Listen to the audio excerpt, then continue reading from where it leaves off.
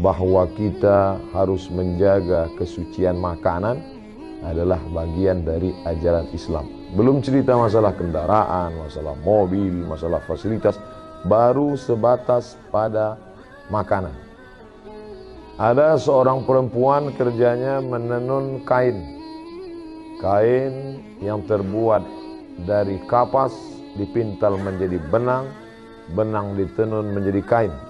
Tapi dia menenunnya hanya di waktu malam. Karena kalau di waktu siang dia sibuk mengurus anaknya. Dia tidak punya pembantu. Hanya malam sajalah yang dia bisa menenun. Tapi malam tidak ada lampu. Dia naik ke atas atap rumah. Atap rumah orang Arab itu datar, namanya satah. Di atas satah itu dia menenun.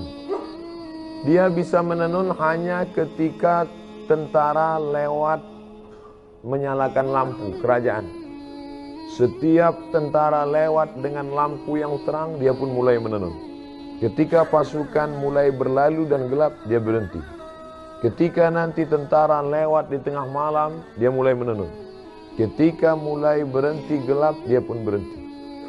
Begitu yang dia lakukan setiap malam sampai akhirnya kain itu jadi satu kain hasil dari menenun karena pasukan tentara kerajaan lewat. Setelah kain selesai, ditanyakanlah pertanyaan kepada imam pendiri mazhab Hambali bernama Ahmad bin Hambal di kota Baghdad tahun 241 Hijrah. Wahai Imam Ahmad bin Hambal, ya, apakah boleh saya menjual kain ini? Halalkah hasilnya saya makan? Imam bin Hambal tidak menjawab, tapi dia balik bertanya, kamu siapa?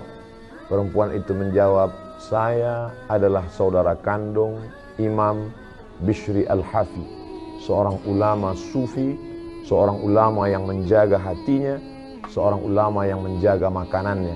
Karena kata Imam Ahmad bin Hambal, belum pernah seumur hidup saya ada orang bertanya tentang hukum memakai lampu yang dipakai kerajaan ketika sedang lewat. Apa salahnya? Toh tidak ada yang rugi. Kira-kira masih adakah orang yang memperhatikan hasil jualan kainnya, tenunannya? Zaman itu abad ketiga hijrah, orang masih memikirkan apa efek negatif yang diterima dari memakai lampu. Lampunya, cahayanya, tidak ada ruginya sedikit pun, tapi masih memperhatikan. Hari ini orang bukan cuma memakai lampunya, menjual lampunya sekali pun tak dia pikirkan. Yang penting saya bisa nyaman, saya bisa tenang, saya bisa. Oleh sebab itu maka masalah kejujuran terkait dengan makanan. Makanya di antara doa yang diajarkan Nabi SAW, Allahumma inni a'udzubika min ilmin la yanfa'. Aku berlindung kepada Engkau ya Allah dari ilmu yang tak bermanfaat. Apa guna ilmu tak bermanfaat? Banyak profesor, banyak doktor, banyak PhD, doktor of filosofi, banyak orang berkarya, tapi tak ada manfaat ilmu akibat dari tidak memperhatikan makanan. Makanan amat sangat penting, karena makanan akan menjadi setetes darah, dan darah akan masuk ke dalam jantung. Dari jantung darah akan naik ke atas otak kepala. Dari kepala inilah akan turun ke mata, turun ke telinga, turun ke tangan, turun ke hati. Jangan heran kalau pertama kali yang gelap tidak dapat hidayah itu bukan telinga, bukan kepala, tapi yang pertama kali adalah hati. Khatamallahu ala qulubihim.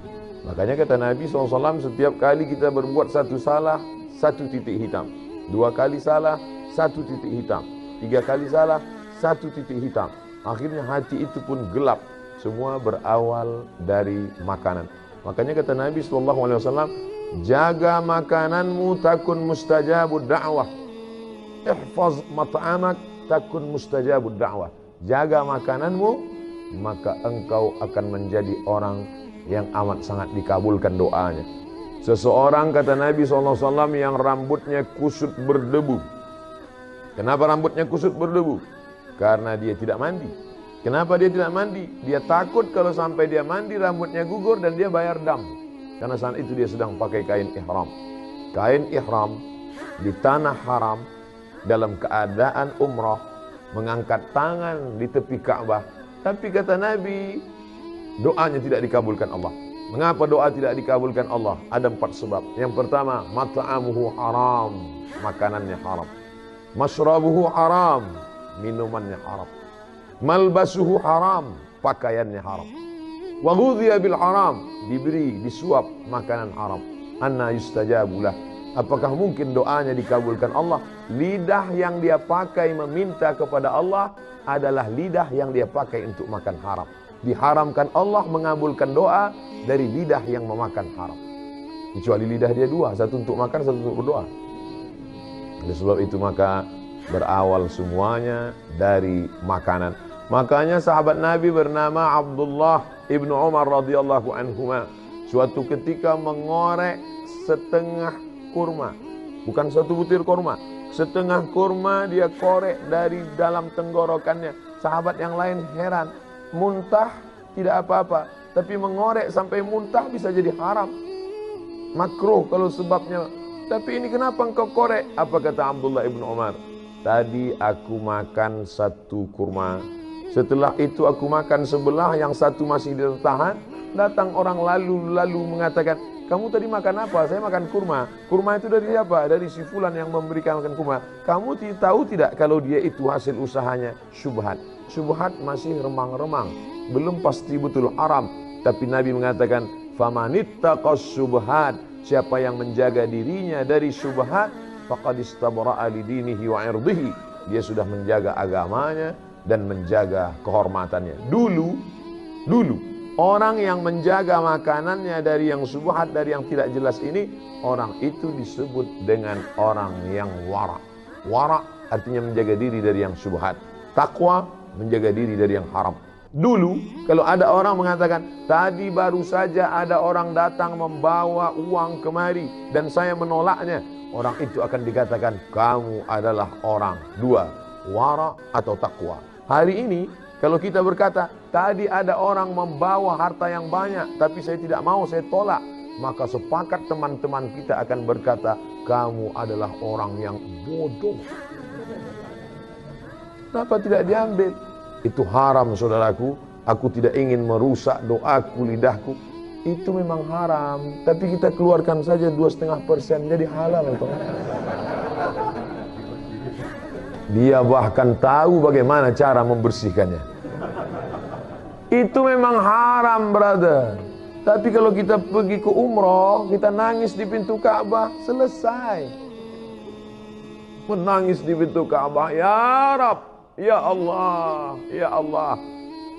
Bagaimana mungkin memberikan sesuatu yang haram? Berapa banyak orang yang sampai ke tanah suci berharap kepada ampunan Allah. Labbaik Allahumma labbaik, labbaik la syarika lak labbaik. Apa jawab malaikat? La labbaik wala sa'daik. Kau tidak dapat haji mabrur, umrahmu tidak diterima. Kenapa begitu? Zaduka haram, karena kau berangkat dengan uang haram. Apa sebetulnya judul ceramah Ustaz Zuhur ini? Yaitu berangkat dari pegawai KPK tidak mau kasih minum tadi. Dia bawa air minum. Saya lupa, kalau saya tahu saya bawa juga air minum dari rumah. Saudara yang dimuliakan Allah Subhanahu wa taala, hari ini yang paling mahal adalah integritas. Hari ini yang paling mahal adalah harga diri. Betapa banyak orang menjual harga dirinya karena ada yang lebih mahal dalam diri dia, dunia. Sedangkan kita mengatakan dunia beserta isinya hanyalah setengah sayap nyamuk. Begitu Nabi SAW mengajarkan. Berapa banyak orang berebut sayap nyamuk, berapa banyak orang mencari sesuatu hanya sayap nyamuk. Makanya orang beriman itu melihat dunia ini kecil saja. Kalau dapat tidak terlalu bahagia, karena yang dia dapat hanya setengah sayap nyamuk. Dan kalau tidak dapat pun tidak terlampau sedih, karena yang hilang itu pun setengah sayap nyamuk. Tapi kadang kita bisa kan mengomongkannya saja. Ketika sampai kita alami, ternyata setengah sayap nyamuk itu sebesar setengah sayap Boeing bagi kita. Setengah sayap nyamuk, itulah digambarkan Nabi SAW. Dalam perumpamaan lain Nabi mengatakan, celupkan ujung jarimu ke tengah samudra. Falyanzur bima yarji, angkat pandang apa yang melekat di ujung jari. Apa yang menempel di ujung jarimu, itulah dunia. Setetes, 2 tetes. Apa yang tinggal itulah akhirat beserta isinya. Jadi kalau ada orang terlampau mengejar dunia, maka dia hanya mengejar setetes. Kalau terlampau bahagia, bangga, sombong pada yang setetes. Tapi kalau dia sanggup mengatakan itu, aku tidak apa-apa, karena yang dapat itu juga setetes. Andai tidak dapat pun tidak terlampau sedih, karena yang hilang pun juga setetes. Tapi saya tidak ingin setelah kajian ini lalu semuanya meninggalkan dunia. Rapat pegawai KPK. Gimana visi misi kita ke depan? Mohon maaf Bapak pimpinan, ini hanya status ini semua. Bukan itu yang saya maksud. Bagaimana mengecilkan dunia sehingga yang besar hanya Allah. Bagaimana melihat manusia ini semuanya kecil, jabatan, kekuasaan, harta benda, yang besar adalah Allah. Di sini kita membesarkan Allah, di sini kita mengagungkan Allah. Yang kita angkat kedua tangan sambil berkata, semuanya kecil, hanya Engkau saja yang besar. Allahu Akbar. Di sini di awalnya semuanya kita serahkan pada Allah. Inna salati wa nusuki wa mahyaya wa mamati lillah. Sebelum salam itu kita ulang sekali lagi. 4 kita serahkan pada Allah. At-tahiyatul mubarakatu salawatu thayyibatu lillah. Hanya orang yang sampai pada level ini saja yang salamnya dijawab oleh Rasulullah sallallahu alaihi wasallam. At-tahiyatul mubarakatu salawatu thayyibatu lillah. Setelah sanggup meninggalkan yang 4 ini, barulah kita diterima Rasulullah. Assalamu alayka ayyuhan nabiyyu wa rahmatullahi wa barakatuh. Jangan ucapkan salam pada Nabi sebelum kau sanggup mengesampingkan 4. At-tahiyatul, puja-puji, keagungan. Ustaz enak aja ngomong gitu. Ustaz kan gak punya kemuliaan, gak punya status sosial tinggi, gak punya jabatan. Oke, kalau gitu ke diri pribadi. Follower, viewer. At-tahiyatul, mubarakatul, segala keberkahan. Salawatul, segala doa-doa. Thayyibatul, semua kebaikan, kemuliaan. Bukan punya kita, lillah, punya Allah subhanahu wa ta'ala. Tapi bicara begitu kan menggerakkan lidah. Apa susahnya? Actionnya bagaimana? Maka ada orang-orang yang menurut sebagian kita luar biasa. Menurut sebagian kita apa yang dia lakukan ini luar biasa. Tapi bagi dia di hadapan Allah itu hanya biasa-biasa saja. Kadang kita tidak bisa merasakan. Apa ceramah yang di belakang kenapa beda sama yang di depan? Saudara yang dimuliakan Allah subhanahu wa ta'ala, suara saya jelas sampai ke belakang? Jelas, ada layar, Masya Allah. Ibu di belakang walaupun tidak melihat saya secara langsung, anggap aja kalian sedang menyaksikan youtube.com. Artinya apa? Hidup ini makan, pakai, tak lebih daripada itu. Punya rumah yang besar, pakai. Punya makanan yang enak, makan. Makan, pakai, tak lebih, tak kurang dari itu. Ma'akalta yang kau makan akan busuk, wa malabista yang kau pakai akan lapuk. Kalau dulu orang mengatakan hidup ini cuma makan, pakai, malah sekarang makan pun tidak. Berapa banyak saya acara di depan pejabat-pejabat, orang-orang hebat, tidak makan sama sekali. Saya malah heran, ini makanan enak-enak sekali, mereka tidak makan. Enggak dimakan Pak, kolesterol. Enggak dimakan Pak, diabetes. Enggak dimakan Pak, jantung koroner. Saya habisi semua. Makanan kok dicari pagi, petang, siang, malam, peras keringat, banting tulang, tidak dinikmati. Betul kata syair orang Arab. Berapa banyak orang mencari makan, tapi dia pun tak sempat untuk menikmatinya. Pakaian, sehebat-hebatnya pakaian, sekaya-kaya orang, setinggi-tingginya jabatan, pakaian paling tebal 3 lapis. 1 pakaian di dalam, singlet, underwear. Yang di luar ini. Yang nomor 3, aksesoris. Ini saya pakai supaya orang tahu saya ustadz. Kalau tidak, saya memang tidak pakai sorban. Saya kemana-mana biasa aja jalan. Cuman beberapa kali, kemarin waktu saya sedang duduk di pesawat, lewat itu yang bagi nasi. Apa kata dia? Mirip sekali dengan Ustaz Somad ya. Mati saya. Makanya saya pakai sorban ini. Pakaian adalah status. Dengan pakaianlah kita bisa membedakan mana ulama, mana orang biasa.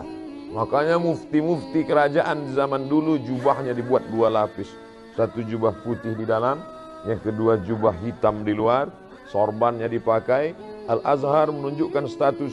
Di luar ada sorban putih, di dalam ada topi merah, lengkap dengan jambulnya. Kalau sudah dipakai itu menunjukkan dia hafal Al-Quran. Pakaian adalah status sosial. Tapi manakala ketika kita menghadap Allah Subhanahu wa ta'ala, semua pakaian yang menunjukkan status lepas. Belum pernah, lama hidup banyak dirasa, jauh berjalan banyak dilihat. Belum pernah saya melihat orang mati Islam bersyahadat pakai pakaian yang dia pakai dulu. Sehebat apapun itu, semuanya akan tinggal. Belum menghadap Allah saja di dunia sudah lepas, apalagi ketika menghadap Allah Subhanahu wa ta'ala. Mana pakaian yang akan kau bawa? Yatsba'ul mayyita salatun, yang mengiringi mayat ada 3. Yang pertama, maluhu, hartanya. Mobil yang paling mahal ikut mengiring sampai ke pelataran parkir. Belum pernah saya hadir pemakaman ikut mobil-mobilnya masuk dalam. Ahluhu, keluarga, anak, cucu, menantu, kawan, sahabat, andai tolan, satu kantor, alumni, alma mater, menangis mereka satu angkatan, hanya sampai pintu kubur. Istri yang tersayang, paling disayang, yang katanya buah hati belayan jiwa, itu pun hanya menangis di pintu kubur. Ramai-ramai orang menahannya. Ibu sabar bu. Tidak, saya mau tetap masuk ke dalam. Tetap mereka tahan, jangan bu. Padahal andai dilepas pun enggak juga dia mau masuk ke dalam. Coba. Saya beberapa kali itu saya perhatikan begitu semangatnya mereka menahan. Jangan. Saya diamin aja, biarin aja, enggak akan masuk dia ke dalam. Kita tahu kok itu action aja. Mohon maaf ibu-ibu, saya bisa ngomong gitu karena ibu jauh di belakang. Artinya apa? Apa yang kita amalkan, kita bawa hari ini, itulah yang akan kita tunjukkan nanti di hadapan Allah Subhanahu wa ta'ala. Di tempat lain saya dikasih air minum, saya minum. Tapi di sini saya ingin balas bahwa saya punya integritas. Saya nanti akan datang lagi ke kantor bapak yang dulu bicara kepada saya. Ustaz Somad, pegawai KPK itu integritasnya luar biasa. Kami kasih dia air minum, dia katakan, saya bawa air dari kantor kami. Nanti saya akan katakan ke dia, Bapak, saya pun ceramah juga di masjid kantor mereka. Dan ketika mereka kasih air minum, saya katakan, saya bawa dari rumah. Saudara yang dimuliakan Allah Subhanahu wa ta'ala. Artinya apa? Setiap tetes ini akan kita diminta pertanggungjawaban di hadapan Allah Subhanahu wa ta'ala. Ini diberi dari mana? Ini uang negara. Tidak ada nama saya dalam anggaran ini. Setiap tetesnya. Jangan sampai hancur amal saya. Pahala ceramah-ceramah saya semuanya habis hanya karena 600 ml ini. Integritas harus kita jaga. Takbir. Masya Allah, pantang dipancing. Ya'ti yaumal qiyamati, ada orang nanti pada hari kiamat dia akan mati menghadap Allah bisolatin, solatnya banyak. Solat qabliyah, solat ba'diyah, solat tahajud, solat witir, solat duha, solat isyraq, solat awabin, solat tasbih. Wa zakatin, zakat, wakaf, infak, sedekah, bangun masjid, pondok pesantren. Wa siyamin, puasa Senin Kamis, puasa Nabi Daud, puasa Ayyamul Bait, puasa 6 hari di bulan Syawal, puasanya banyak.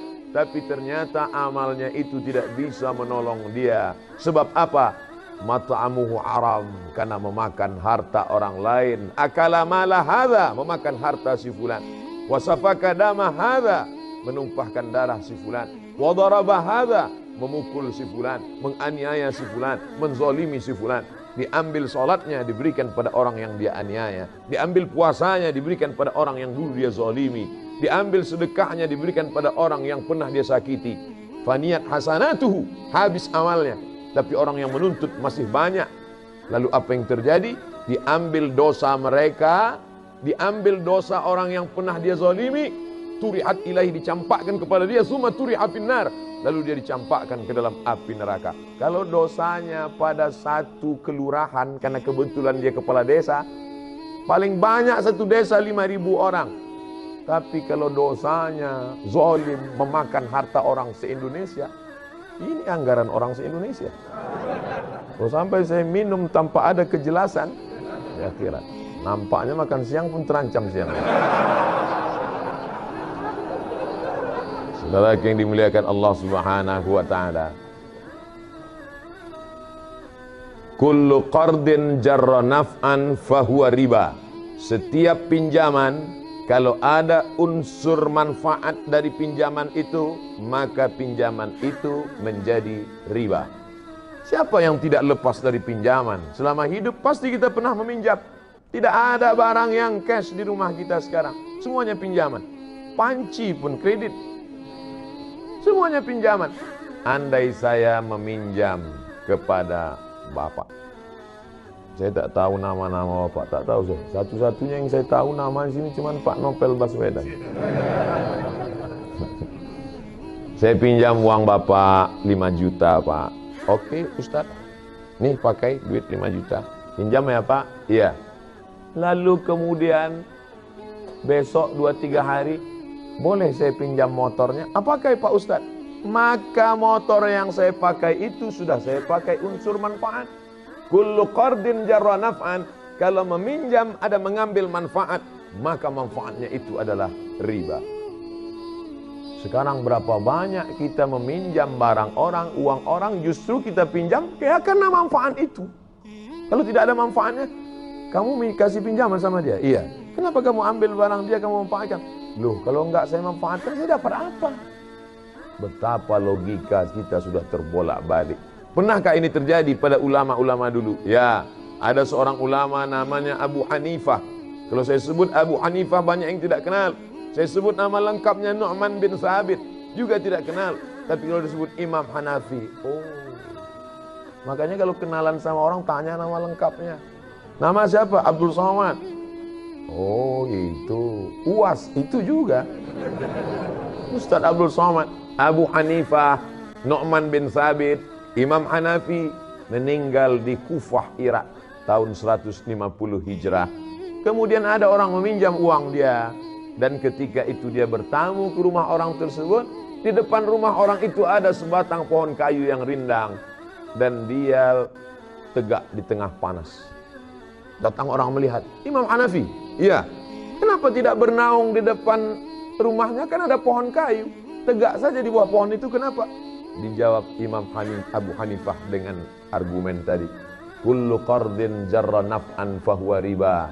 Setiap pinjaman kalau mengambil manfaat, maka itu adalah riba. Tegak di depan rumahnya, yang di bawahnya ada pohon kayu, yang tempat bernaung tidak kena panas, maka tegak di bawah pohon kayu itu pun, jangankan masuk ke dalam meminum airnya, jangankan masuk ke dalam memakan kuihnya, jangankan masuk ke dalam meminjam untanya, berdiri di depan rumahnya mendapatkan naungan pun sudah termasuk dalam kategori riba. Jadi ulama-ulama itu dulu kenapa ilmunya berkah? Lagi-lagi menjaga makanan dan minuman. Kalau lidah yang dipakai tidak pernah makan riba, makan haram itu, maka akan masuk ke dalam hati manusia. Kalau kita dengar ceramah orang, masuk dia ke dalam hati kita, insya Allah. Tapi kalau tidak, ini nanti di akhir coba ceritakan masuk atau tidak. Kalau tidak, berarti lidah saya ini sudah makan macam-macam. Saudara yang dimuliakan Allah Subhanahu wa taala, tapi Allah tidak bebani kita di luar kemampuan kita. La yukallifullahu nafsan illa wus'aha. Tadi saya mulai jam 1, jam 12 lewat 15. Masya Allah, itu enaknya kita ceramah di KPK. Mereka tepat waktu. Saya dikasih tahu Ustadz hanya sampai jam 1, lewat lebih korupsi. Karena mereka ini sangat punya integritas Ustadz. Kalau di tempat lain Ustadz lewat dikit aja 15-10 menit, mereka tetap nggak apa-apa, lambat-lambat dikit nggak apa. Di KPK Ustadz jangan coba lewat 1 menit aja, mereka bubar sendiri. Daripada Ustadz malu, bagus Ustadz tutup sebelum habis. Sakitnya nggak seberapa, malunya. Ini kan direkam. Nanti masuk ke YouTube, apa kata orang? Ustadz Somad ditinggalkan jamaah karena korupsi. Luar biasa. Masya Allah, tabarakallah. Saya terus terang, ceramah ini udah kemana-mana. Dari mulai Sabang, sampai ke Sydney, sampai ke Melbourne. Di Hong Kong nggak jadi. Terus terang banyak, tapi yang paling hati saya agak-agak cemas ceramah di KPK ini. Makanya tadi entah doa-doa apa saya baca sebelum masuk. Bismillahirrahmanirrahim. La yadurru ma'asmihi syai'un fil ardi wala fis sama'. Ya Allah, dengan kusebut namamu, tidak ada satupun yang datang menimbulkan mudarat, tidak satupun yang dapat memudaratkan aku, baik di langit maupun di bumi, apalagi pegawai KPK. Harus dibaca itu, ada keyakinan yang kuat bahwa kita ditolong oleh Allah Subhanahu wa taala. Syarat pertolongan Allah turun, maka jangan pernah melawan perintah Allah. Kata Nabi sallallahu alaihi wasallam, ini namanya Jabal Rumat, bukit pemanah. 70 pemanah dipasang di atas. Nanti aku akan perang di bawah, namanya perang Uhud. Kalau pasukanku menang di bawah, kamu jangan turun. Dan andai aku mati bersimbah darah, kalah pun kalian jangan turun. Tetap pasukan pemanah di atas. Ternyata yang namanya manusia lupa dan lalai. Begitu mereka melihat pasukan Nabi di bawah kalah, langsung mereka turun. Melihat pasukan Nabi menang, mengalahkan pasukan musyrik kalah, mereka langsung turun ke bawah, tergoda ingin mengambil harta rampasan perang. Apa yang terjadi? Datang pasukan Khalid bin Walid dari belakang. Waktu itu dia belum masuk Islam, tahun ketiga. Turun dia menyerang dari balik. Maka umat Islam dikepung dari dua arah. Satu dari kanan, satu dari kiri. Meninggal sahabat terbaik, Sayyidus Syuhada, Hamzah bin Abdul Muttalib. Perang itu terjadi di Bukit Uhud. Makanya nanti kalau umrah di atas Bukit Uhud itulah nampak, ini pasukan muslim, ini pasukan musyrik, pasukan turun dari Jabal Rumat, dikepung dari dua arah. Orang ziarah di padang Uhud itu menetes air mata, yang ngerti sejarah. Tapi kita pergi umrah, apa yang terjadi di atas? Melihat, ketawa sih, kiki, hai mama. Orang berilmu saja yang memahami perjalanan-perjalanan sejarah. Apa yang ingin Ustadz sampaikan pelajaran dari perang Uhud? Bahwa sekali saja perintah larangan Rasulullah itu dilanggar, kekalahan bersimbah darah. Berapa kali pertolongan Allah tidak turun gara-gara kita tidak ikut perintah dan tidak menjauhi larangan Rasulullah. Sekali saja larangan Nabi itu dilanggar, tak jadi kemenangan itu datang. Bolak-balik kita mengatakan hasbunallah wa ni'mal wakil, ni'mal maula wa ni'man nasir, la haula wala quwata illa billah. Kenapa tidak turun pertolongan? Karena tidak cukup syarat. Kalau cukup syaratnya, pertolongan Allah akan datang. Maka 5 kali sehari kita katakan innaka la tukhliful mi'ad. Engkau tidak akan ingkar janji ya Allah. Maka saudara-saudaraku sekalian, ibu dan bapak muslimin muslimat, bersyukurlah bekerja di tempat orang-orang menjaga integritas. Bersyukurlah bisa bekerja yang kerjanya sekaligus adalah ibadah. Ini banyak orang memisahkan antara kerja dan ibadah. Kalau dia sudah beribadah, sholat, puasa, zikir, khusyuk sehusyuk-husyuknya. Kalau udah masuk masjid, astagfirullah, astagfirullah.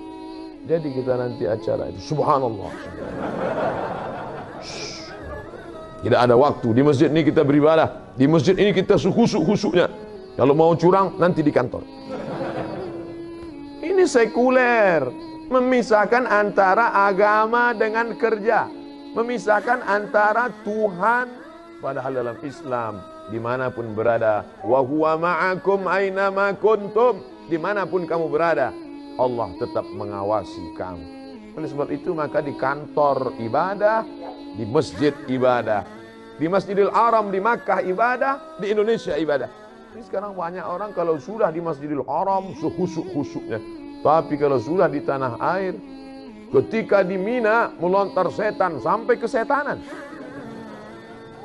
Tapi ketika kembali ke tanah air, setan-setan pun heran. Loh, yang melontar dulu kan ente. Kok malah ngajak melanjutkan MOU lagi, kata dia. Ini apa yang terjadi ini? Ternyata agama kita tidak kafah. Kita sudah memotong-motong. Ada parsial-parsial. Padahal Islam menyuruh kita, ya ayyuhalladzina amanu, hai orang beriman, udkhulu, masuklah kamu fisilmi, dalam agama Islam. Kafah. Di kantor ibadah, di rumah ibadah, di jalan pun ibadah. Kalaulah di jalan itu tidak ibadah, kasihan sekali bapak-bapak polisi di jalan meluruskan lalu lintas, tidak bernilai ibadah. Kalaulah malam itu tidak ibadah, kasihan sekali petugas jaga malam tidak ibadah. Maka semua hidup ini adalah ibadah. Ustaz Somad enak aja ngomong gitu. Iya Ustaz, ceramah adalah ibadah, khutbah adalah ibadah. Lalu kami ini, maka kerja bapak ibu adalah ibadah. Kalau mati dalam kerja ini, maka matinya adalah mati syahid. Ini ancaman-ancaman luar biasa, tekanan-tekanan luar biasa. Kalau tidak difahami dengan itu, kemana dasar? Dasar utama bekerja adalah akidah la ilaha illallah. Setiap langkah adalah ibadah, hembusan nafas adalah ibadah, detak jantung adalah ibadah. Mati dalam ibadah ini, makanya mati syahid. Bapak setiap pagi harus berkata, Mama, my darling, my lovely, izinkan aku untuk jihad fisabilillah. Langsung dia jawab, takbir papa. Karena kerja adalah ibadah. Kalau tidak begitu nanti kita akan datang takut, datang cemas, datang ngeri, datang. Orang kalau terlampau takut hidup ini, detak jantungnya tidak normal.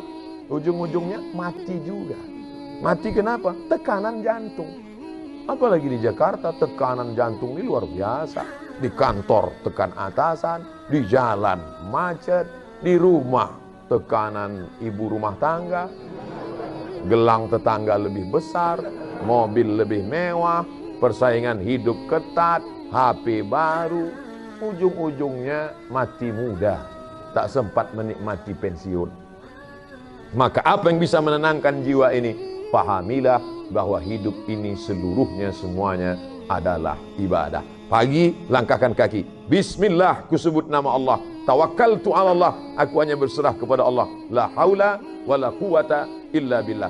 Panjang umur sampai besok pagi, bertambah ibadah. Mati petang ini, syukur, berarti tidak lagi banyak dosa. Abdul Somad, andai hidup aku besok pagi, ibadah, karena aku akan menyampaikan tausiah di Sumatera Utara. Andai mati malam ini, alhamdulillah, berarti besok tidak naik pesawat lagi. Loh, apa hubungan dosa dengan pesawat? Sedikit banyak mata kan melihat juga lutut-lutut apa segala. Tak terelakkan. Saudara yang dimulai, saya real saja. Saya tidak mengatakan bahwa saya ceramah tadi masalah setetes air pun masalah saya nyamuk lalu kemudian saya kemana-mana pejam mata, kan tidak. Lalu kalau Ustaz naik pesawat di airport semua Ustaz lihat itu, saya tidak melihat. Cuman kan kita terlihat. Tinggal lihat, kita hidup di alam nyata, kita bukan di alam malaikat. Saya kira malaikat pun dapat memaklumi itu. Hanya beristighfar. Astaghfirullahaladzim. Kita hidup real nyata. Mati malam ini, alhamdulillah, bersih dari segala dosa. Besok tidak buat dosa lagi. Hidup besok pagi, alhamdulillah, berarti kita masih bisa beramal soleh. Tapi mesti dipahami juga ini, ada namanya amal mahdhah. Salat, baca Quran, puasa sunat, itu amal mahdhah. Ada rukunnya, ada syaratnya, ada wajibnya, ada sunatnya, ada membatalkannya. Tapi ada dia aktivitas sehari-hari, biasa, tapi dia bernilai ibadah.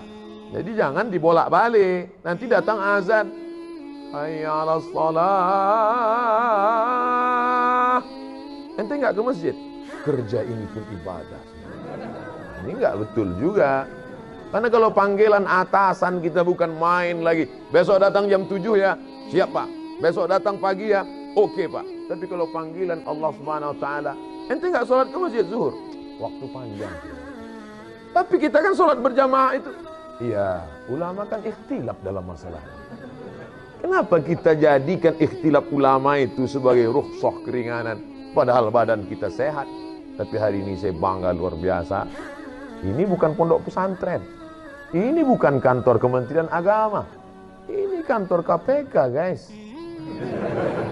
Tapi jamaah sholat zuhurnya luar biasa. Ini setiap hari seperti ini. Nah, saya nanya aja. Luar biasa. Masya Allah, tabarakallah. Mudah-mudahan kita tetap istiqomah melaksanakannya. Al-istiqamah, satu istiqamah khairum min alfi karamah. Satu istiqamah lebih baik daripada 1000 karamah. Badan kebal bisa ngilang, terbang di awan, jalan di atas air, tak ada gunanya, karena semua akan tinggal. Tapi satu istiqamah. Alladzina qalu rabbuna Allah, orang yang berkata Tuhanku Allah, tsumma istaqamu, istiqamah dia. Tatanazzalu alaihimul malaika, turun malaikat sebelum dia mati. Apa kata malaikat? Allah takhafu, jangan kau takut. Wala tahzanu, don't be sad. Jangan kau sedih. La tahzan, jangan sedih. Orang mau mati itu ada perasaan dua. Pertama, takut menghadapi sakaratul maut, takut menghadapi azab kubur. Yang kedua, sedih. Sedih meninggalkan anak, sedih meninggalkan rumah yang besar, sedih meninggalkan istri akan diambil brownies. Sedih. Tengok, ibu udah senyum-senyum di belakang. Tapi sedih dan takut itu hilang karena malaikat menenangkan dia dan semuanya mati dalam keadaan husnul khatimah. Di akhir majelis ini Al-Faqir Abdul Somad hanya minta request satu saja, doakan Abdul Somad mati husnul khatimah. Amin. Jangan sekarang, kita masih ada jadwal lagi. Saya tahu waktu sudah habis, tapi jangan terlalu tunjukkan kan. Doa di masjid dikabulkan Allah, doa selesai sholat dikabulkan Allah, doa berjamaah dikabulkan Allah. Maka di hari majlis, doa di majlis ilmu dihadiri malaikat dikabulkan Allah. Tak tahu entah dari mulut yang mana doa itu mengetuk pintu-pintu langit. Nampaknya dia manusia biasa saja, bukan ulama, bukan ustaz, tapi rupanya hatinya bersih, makannya bersih, tak pernah makan syubhat. Sekali amin dari mulut dia mengetuk. Itulah mengapa kita selalu doa istisqa beramai-ramai, doa minta hujan ramai-ramai. Ustaz, ini kenapa kita sudah istisqa tapi hujan gak turun juga Pak Ustaz? Bukan salah saya. Terus yang bakar hutan itu ikut doa sekalian. Mana mau dia? Begitu cara saya membela diri saya. Daripada saya dipojokkan terus.